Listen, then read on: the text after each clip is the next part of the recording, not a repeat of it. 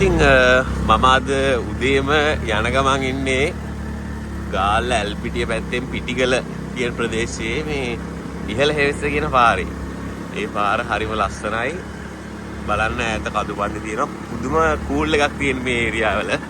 ඒ කියන්නේ ගස් ගොඩක් වැඩි. හරිම නිදහස් කාම් පරිසරයක් තමයි තියෙන්නේ. මම බයික් එකේ තමයි මේ යන්නේ. බලන්න ඉස්සරහට යනකොට මම ඔයාලට පාර වීඩියෝ කරගෙන යන්න. ඔයාලා සාමාන්‍යයෙන් නාන්න කැමති, කියන්නේ දොළවල් වල නාන්න කැමති ඒ වගේ සෙට් එකක් නගින්නේ. ඉතින් මේ හරි ලස්සන දොලක් ගලාගෙන යනවා. සාමාන්‍ය ගැඹුරු තැන් තියෙනවා. ඊට පස්සේ පොඩි ළමයිට නාන්න පුළුවන් තැන් තියෙනවා. ඊට පස්සේ නාන්න වෙන් කරපු තැන් තියෙනවා. ඉතින් විනෝද වෙලා යන්න පුළුවන්. මෙහෙට එන්න. හැබැයි මේ පරිසරය විනාශ කරන්න නම් එපා.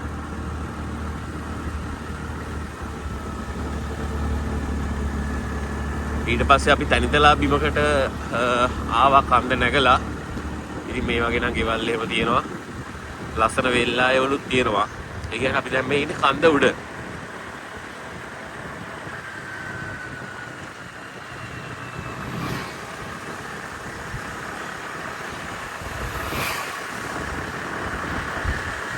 අර ඈත කන්ද පාට පේනවා.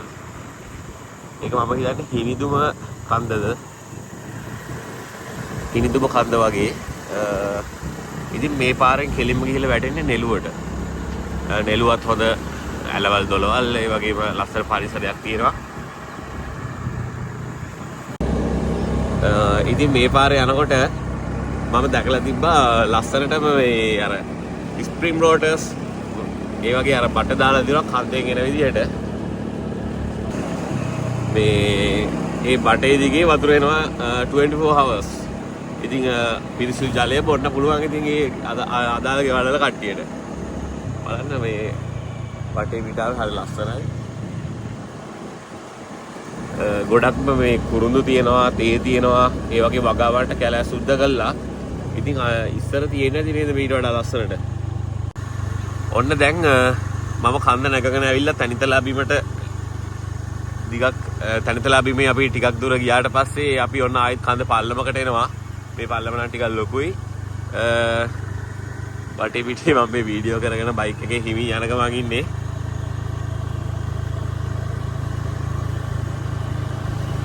ඈතින් එනවා පේනවා අපිට අවතල දර්පණ.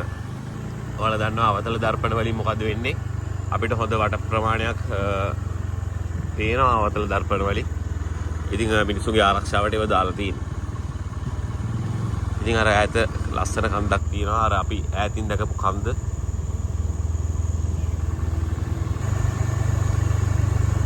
මේ තියෙන්නේ මේක නම් වෙනම කන්දක්. මේක ටවර් එකකුත් තියෙනවා උඩ.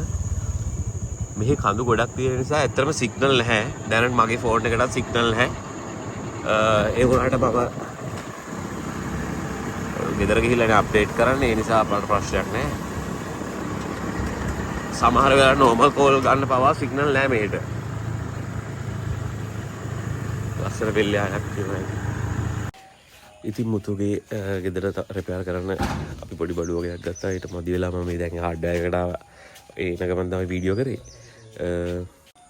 සමත මොකක් ගෙදර ඉන්න හම්බෙන්නේ. කප්පින ගේනවා. එනකොට එන්න පොඩ්ඩක් මම ගෙන්න වැඩක් කරන්නේ නැහැ නේ. මම ඒ කිව්වා ටිකක් තරගෙන මේ මම ආවේ නැතුව අපි ගත්තා ඇඩැප්ටර් එකයි හෝල්ඩර් එකයි 140යි. හෝල්ඩර් එකක් ගත්තා. අපි බලමු දැන් ඉස්සරහා තව ලස්සන ප්ලේස් තියෙනවද කියලා.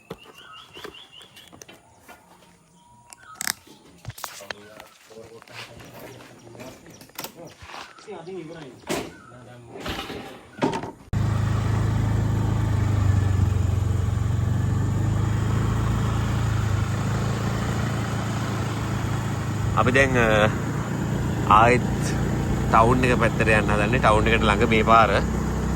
මම යන ගමන් තමයි මේ හෝල්ඩර් එකකුයි පොඩි ඇඩැප්ටර් එකකුයි ගත්තේ. ඉතින් අපි ඉස්සරහට යමු බලන්න. ඉතින් මේ පාරේ ගොඩක්ම කඩවල් රෑ 6:00 වගේ වෙනකොට වහනවා. ඒ නිසා මේ පැතිවල මිනිස්සු උදේම දවල්ම බඩු අරගෙන ගෙදරට රැස් කරලා තියාගන්නවා. ඉතින් රැයට මුකුත් හොයන්න නැහැ. පාරවල් ගොඩක්ම පාළුයි. ඉතින් වාහනත් එහෙම තමයි යන්නේ. ගොඩක් දුරට වාහන යන්නේ නැහැ රැයට. ඔය ෆැක්ටරි වල වාහන වගේ යනවා. එහෙම බයික් එකක් වීල් එකක් වගේ එකක් යනවා. ඉතින් හරිය නිදහසේ යන්න පුළුවන්. රැයට යනකොට ලයිට් එළිය තියෙන නිසා බලා ගන්න පුළුවන් මේ වාහනයක් එනවා නම් දවල්ට නම් පොඩ්ඩක් හෝර්න් එක පාවිච්චි කරන්න වෙනවා.